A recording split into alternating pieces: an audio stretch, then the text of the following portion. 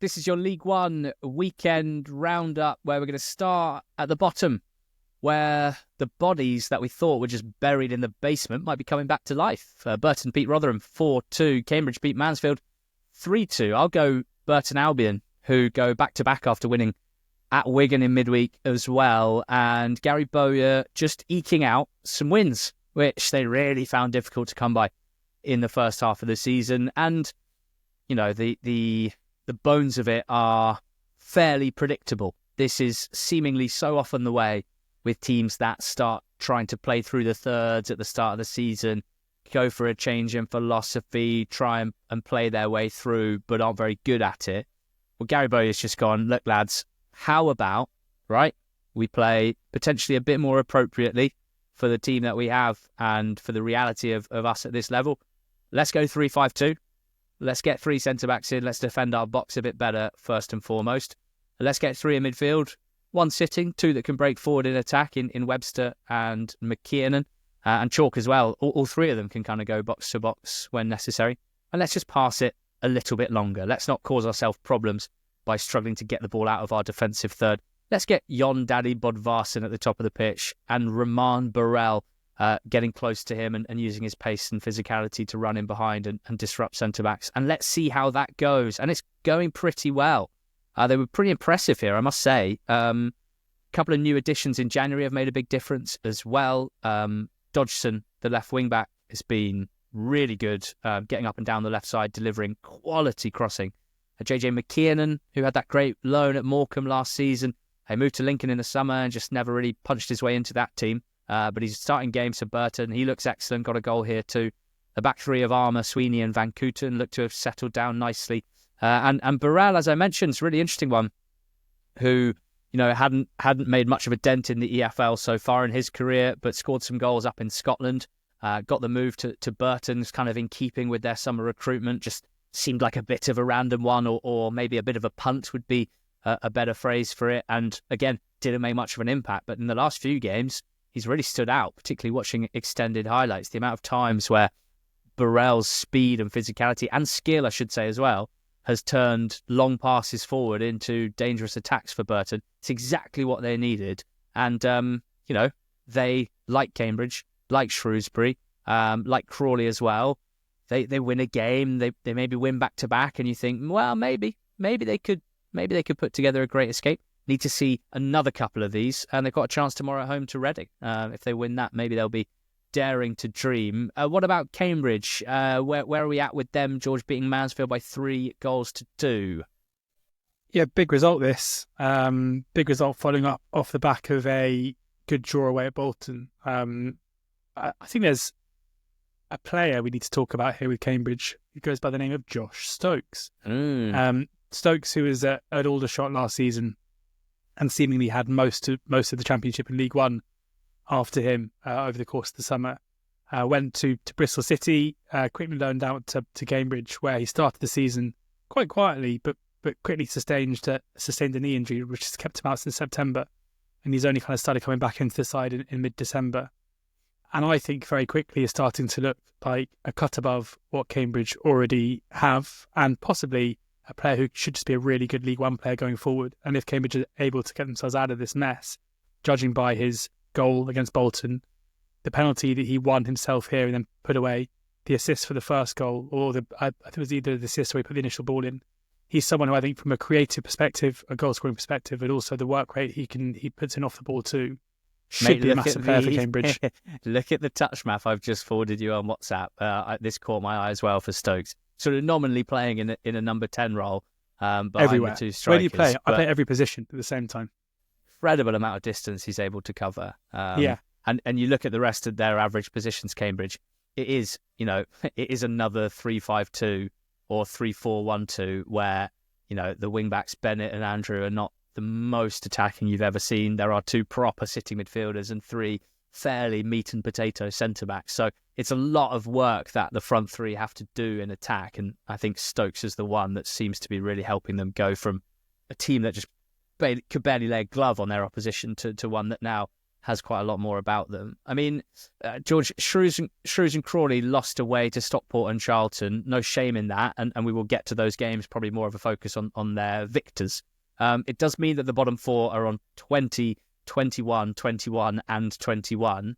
We're going to talk about Peterborough United in, I reckon, 25 seconds. But of that four right now, just gut instinct, who do you feel best about? I think you can make a case for all of them now, which I did not think I'd be saying even 2 weeks ago. I'll still say, even though they're currently bottom, that Shrews are the ones I think are the most likely to get themselves out of it. But definitely improvement. And if you're Northampton, Peterborough, Bristol Rovers, what you're seeing going on down there is a total disaster, because right now they're all probably playing better than those above them. Albeit, Bristol Rovers obviously an improvement under the new manager. But yeah, I mean, there is a case to be made for all of them getting their way out. Yeah, I mean, regardless of results beneath them. I really clarify, not all of them, they're not all going to stay up. You can make a case for each of them staying up. Imagine if they all finish strongly, it Incredible. will be the most exciting relegation battle of all time. Who would play Gareth Statistically Ainsworth in the improbable. film? Gene Hackman. That's one of those cases where Jack Black. I just scoodly diddly do. That's incredible. Yeah, Peterborough. Sorry, I need to put my serious face on now because this is Peterborough United. It's very serious at the moment, mate. They lost 5-1 at Lincoln. Lincoln side who'd won 2 in 13 games before. They were finding it very difficult, Lincoln, to win games in League One. They were finding it pretty difficult to score goals in League One, to be quite frankly. They'd only scored 1 in their previous 5 games. They've beaten Peterborough 5-1. They didn't find this tough at all. Peterborough, in this game, watching it, it's quite remarkable. Defensively, full of lunging tackles, just sloppy fouls, silly fouls, the sort of lunging tackles that seem desperate, that are underpinned by sort of desperation, lack of confidence. Full of players giving the ball away when trying to build up. Full of players not running backwards as quickly as they run forwards. Full of defenders either not winning headers inside their own box, or when they do, not clearing them properly, not heading them away and out of their box, and therefore not releasing pressure on their team. Kean Hayes, the right winger, just had the day from hell here. Had a big error running back towards his own goal, trying to deal with a ball over the top and a defender breathing down his neck. Sorry, an attacker breathing down his neck. Botched the header back to the keeper, then followed it up by giving away a penalty, then scored an own goal, which, to be fair, I feel a bit bad for him about. Just hit him and went in. The day from hell for him and for the whole team, the whole club, quite frankly. Lincoln, I mean, buzzing about their performance, of course they are, and absolutely did what they needed to do in terms of their intensity out of possession, the physical strength and dominance that they showed in this game. They also scored a goal from a wide free kick, crossed into the box, headed back across and scored. A direct free kick, brilliantly scored by Bayliss into the top corner. A penalty, as discussed. A long throw for the 4th. It's a shame they didn't score from a corner. It would have been set-piece Yahtzee if they had. The 5th goal instead was James Collins, who plays for Lincoln now. He scored on the break, little dink over the keeper, 1-on-1, showing the young strikers that Lincoln have how to finish. I think that'll be a big role for him. It's the 11th team that he has scored for in the EFL. His 188th career EFL goal. I think he's got something like 6 promotions on his CV as well. So you can see why they've added him and Sam Klukas, even if it did seem like a bit of a removal from their, the general recruitment policy of Lincoln. But I don't mind mixing it up a little bit. I think what sums up this game fairly well statistically is that Posh completed 195 more total passes than Lincoln, but Lincoln completed 16 more passes in the opposition half. So Posh just knocking it around at the back, Lincoln happy to let them do that, and then seizing on any sloppiness. It was a good press, it was good set pieces, it was good counter-attacking from Lincoln.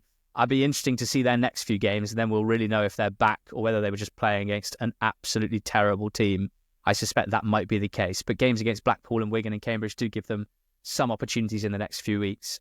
Let's finish with some Darren Ferguson quotes, because there's absolutely no doubt that the team were horrendous on the day. There's no doubt that there were a lot of individual mistakes And it seems fairly clear that the confidence is completely gone. And Darren Ferguson follows it up with, I am embarrassed. That was an embarrassing performance, and I've never seen that from a Peterborough United team at this level. Embarrassing. The second goal, we gave a foul away when we should be tackling. It was a mess, a complete mess. If you don't do the basics, if you don't run, don't tackle, don't head the ball, don't have the desire, the real desire to turn up every game, and that is the problem with this group of players. They haven't got the desire as a group. We don't run, don't tackle, don't head. When we do tackle, it's always a foul, as we don't tackle properly, and this was a shambles, a mess. I don't often say that about my team, but I'm sorry. I have to be honest and say this group of players is the softest group of players I've ever had in my whole managerial career. It is my group of players, and I'm embarrassed by that. Sometimes you think you're just wasting your time. Pretty tough scene. He's gone tough love for this Posh team. We'll see how it goes. I think that given how publicly Darragh McAntony has backed Darren Ferguson all season, I guess he feels that his position is safe enough that he can basically turn on the whole squad, the whole team. We'll see how they go in the next few games, but pretty concerning. All told, they've also played 3 more home games than away games, so they have 3 more games to play away from home than they do at home, and their away record is very, very poor. They are right in it, Peterborough United, I think it's fair to say. Stockport were the only top 6 team to win. It was another great weekend for County. That's 2 in a row for them. We had Wrexham play Birmingham on Thursday night, George. Both the goals scored in the first half, in the big one, as some people were calling it. Yeah, funny game where there was very few chances at all in the first half. We saw 2 goals, and there was plenty of action in the second half, and we didn't see any. Wrexham took the lead through Ollie Rathbone, beautifully taken goal from outside the box, curled into the far right corner, before a really scrappy goal from Birmingham from a set piece where Lyndon Dykes kind of headed it towards the goal. It seemed to hit possibly Ethan Laird, possibly Alfie May, possibly it was Cleworth. No one really knows, so the goal's just been given to Dykes because his initial header was on target, which seems fair enough. But apart from that, there wasn't a great deal to report, I wouldn't say. It was relatively cagey. Birmingham, as they often are, pretty good at restricting Wrexham to many good chances, but also not creating loads themselves. And then something gave in the second half. We probably all expected it would be Birmingham turning the screw, but if anything, it was probably Wrexham coming into it more. And by the end, Wrexham would feel frustrated they weren't able to get all 3 points. Yeah, it was an absolute shelling, to be honest, in the second half. And the last half an hour was just Wrexham delivering cross after long throw, after corner, after cross, after long diagonal ball into the box, after long straight ball into the box. And Birmingham handled it really well, to be honest. I think I expected them to have more control on things after watching the first fixture between these two. But we are reminded, with both sides, to be honest, how different performance levels can be on the road and at home, where Wrexham away from home are a poor side, probably a bottom half League One team, to be honest, on their travels. But at home, they are able to manage the game in the way that will make the game look the way they want it to look.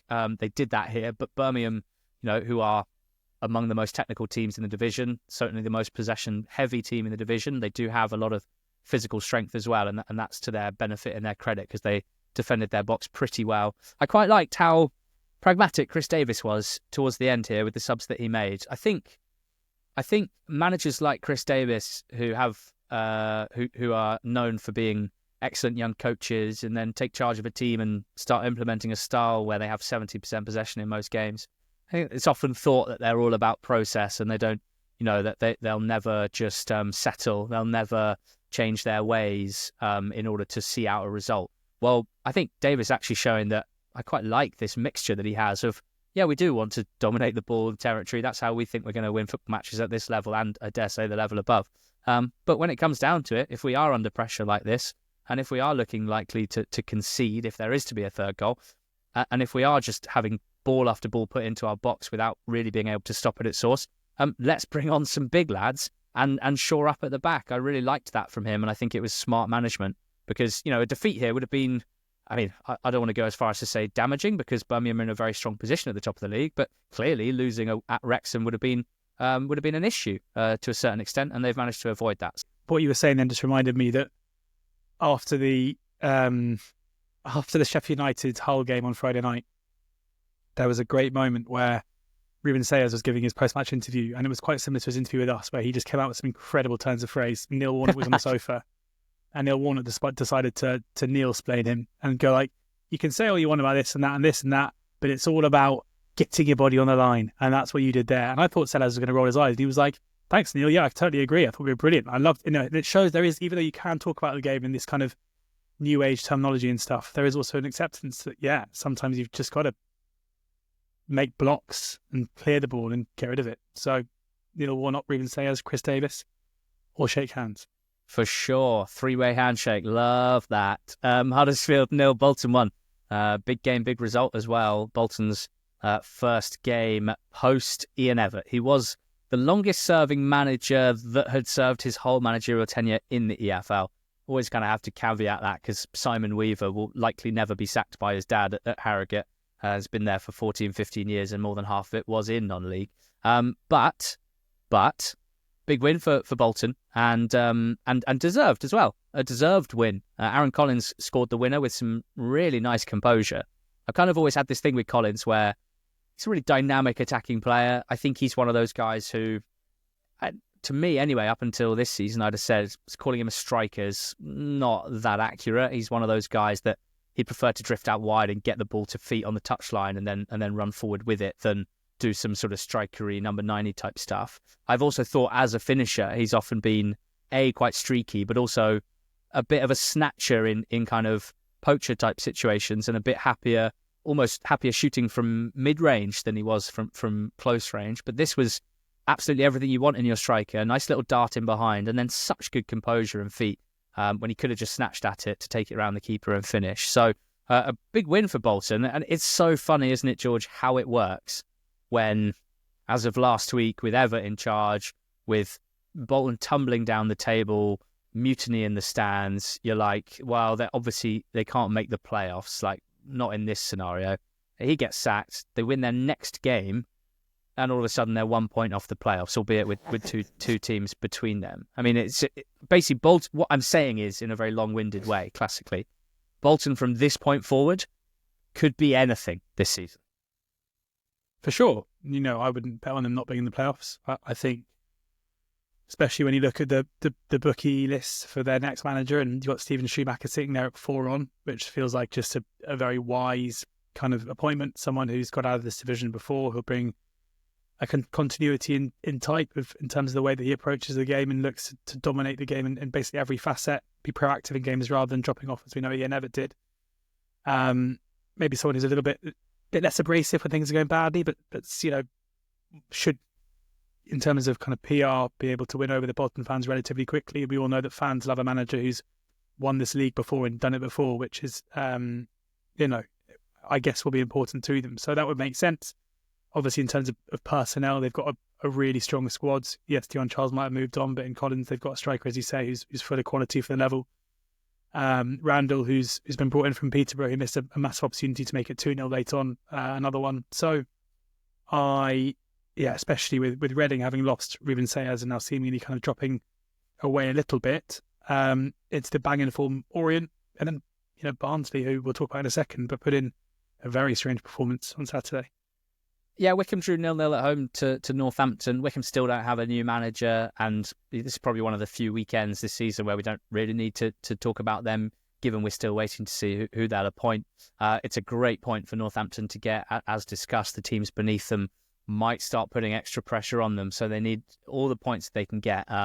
It was a hell of a display in goal from Nick Zanev, and Wycombe frustrated, but certainly not, definitely not free-flowing. In the first half, they really struggled to get going. In the second half, Joe Lowe headed chances were mainly on the agenda. And Northampton leave with a well-deserved point. Stockport, I mentioned, had the best weekend of anyone in the top 6, the only team in the top 6 to win. 2-0 at home to Crawley. And basically, Stockport are just a very 2-0 team, aren't they, at their best? It's the perfect scoreline, I think, to sum up this team. Really strong defensively, physically strong, well coached, good structure, keen to not be too expansive as to leave themselves exposed, and therefore give themselves a pretty good platform on account of very rarely being sliced open. And then at the other end, almost always able to create a level of opportunity in a couple of different ways, whether it's through wide playing crosses into Kyle Wootton, whether it's long passes into Wootton and people moving off him, Alafe, for example, Collar, for example, or playing through the thirds, getting Ollie Norwood on the ball and letting him spray. It's a really varied team that they have. The goals are scored by Will Collar, thumping header, and Southam Hales with a low drive. But I think it probably was Norwood who stood out to me. He's looking very Ollie Norwood right now when he gets on the ball. If he has any time whatsoever, he's just hurting teams. And Crawley, not the best out of possession, weren't able to get bodies around him enough, and he just dictated things in that first half. Wootton as well is just one of my favourite strikers, honestly, in the EFL. He doesn't score that much, and he doesn't seem to convert his chances as well as you might like. But I think he can be excused because of the work that he does outside of that. And certainly his presence here was way too much for Crawley's back line to handle. And a solid 2-0 win for Stockport. Probably the most surprising FOTMob shot map of the week, George, was Barnsley 0, Stevenage 1. You see the scoreline, you think you know broadly what it might look like.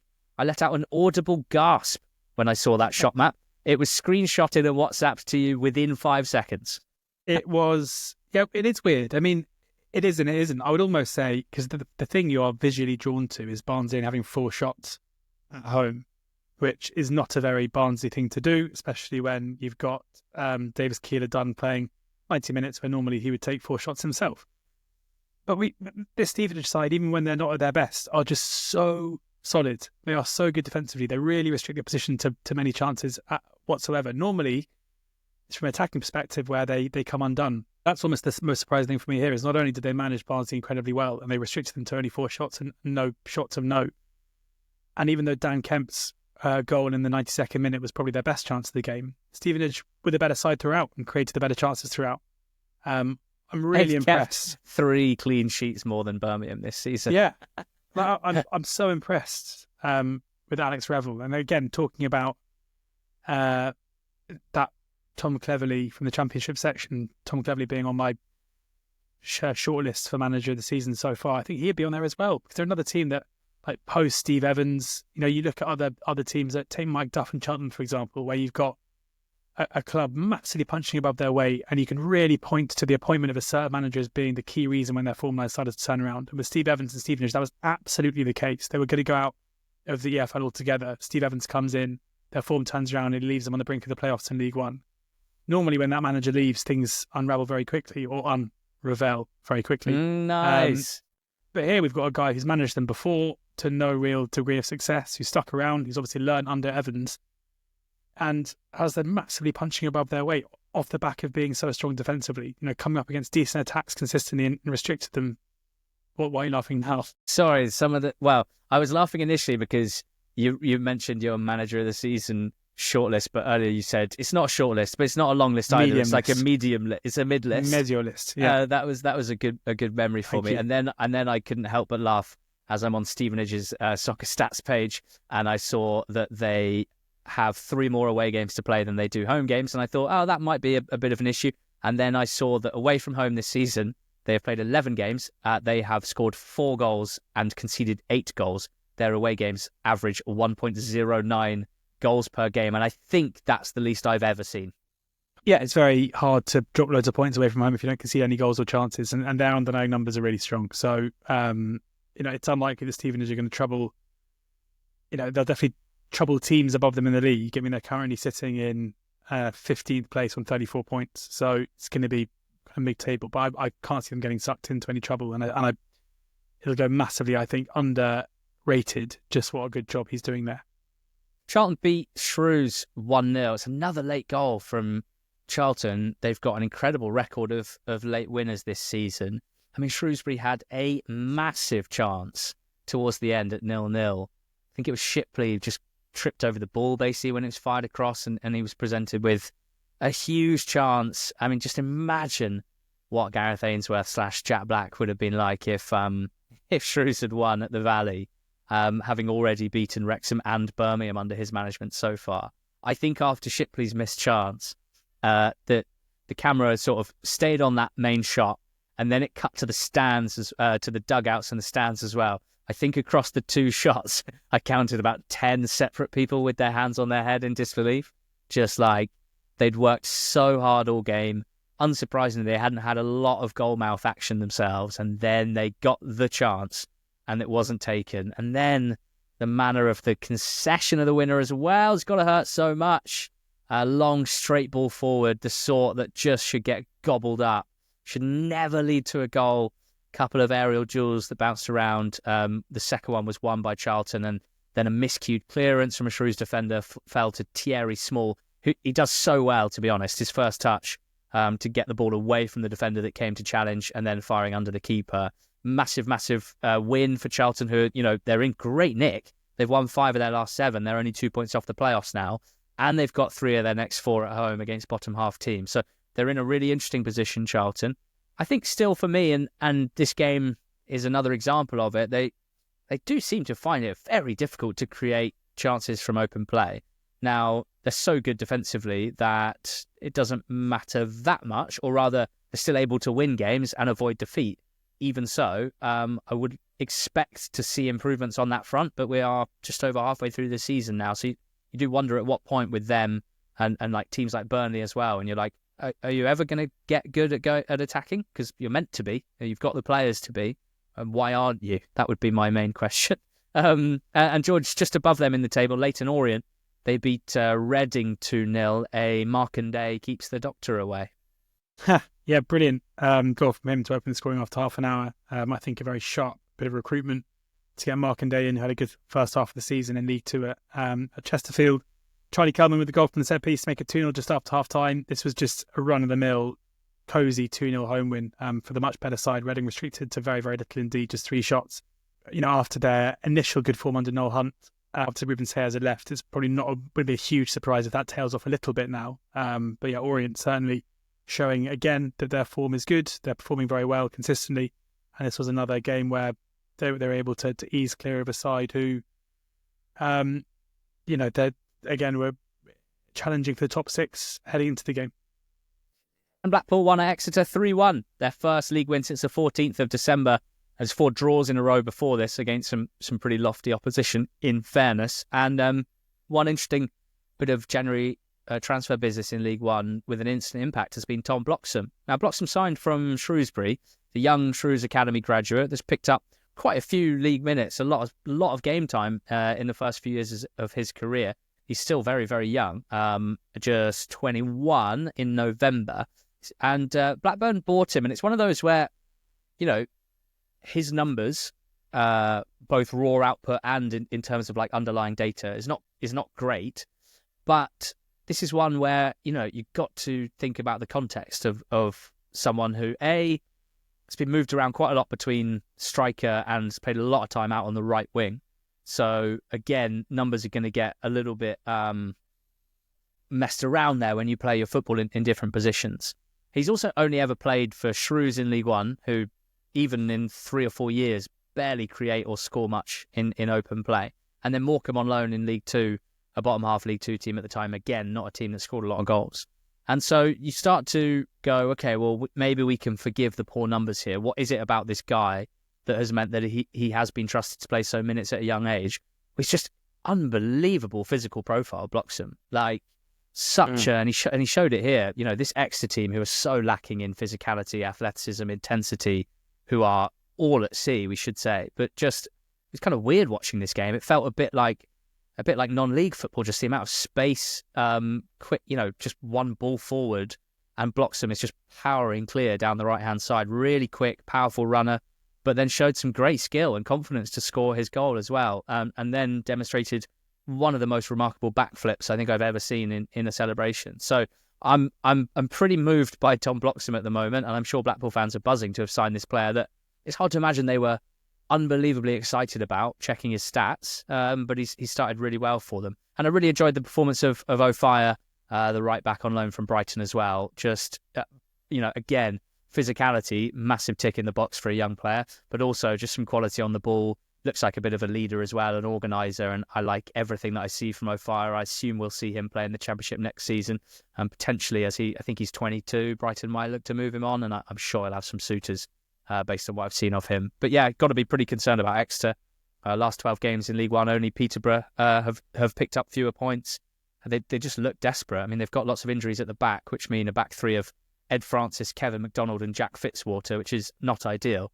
But they play quite slowly, very little intensity with and without the ball, very little potency at the top of the pitch, playing quite a high line, but very slow to get back in transition, which just makes it quite easy to pick them off. So pretty worried about them, but a good win for Blackpool on the road. Finish us off with Wigan 2, Bristol Rovers 0. I think for Wigan, having lost at home to Burton in midweek, this was highly necessary for Sean Maloney.